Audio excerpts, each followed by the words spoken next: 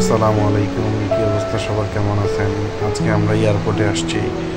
আপনারা দেখতে পাচ্ছেন যারা হজ করতে যাবেন, বিমান বাংলাদেশ এয়ারলাইন্সের কর্তৃপক্ষ থেকে তাদেরকে হাজি ক্যাম্প থেকে এয়ারপোর্টে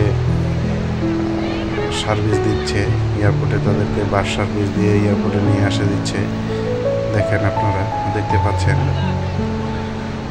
আল্লাহর অশেষ রহমতে তারা হজে যাচ্ছেন এবং তাদের জন্য সুস্থতা কামনাই থাকবে ইনশাআল্লাহ।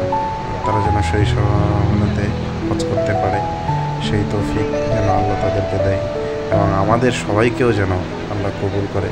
প্রতি বছর বাংলাদেশ থেকে অনেক মানুষ হজে যাচ্ছেন এবং আমরা একটা জিনিস খেয়াল করছি, আমাদের যারা হজে যাচ্ছে আমাদের বাংলাদেশ থেকে ম্যাক্সিমামই আপনার 60 বছর প্লাস। তো একমাত্র পৃথিবীর বাংলাদেশে শুধু সব থেকে বয়স্ক বেশি হাজি যাচ্ছে, বয়স বেশি, অন্যান্য দেশে খুবই কম। দেখেন আপনারা, তারা ইমিগ্রেশন কিছুক্ষণ পরে করবে, গেটে ওয়েট করতেছে।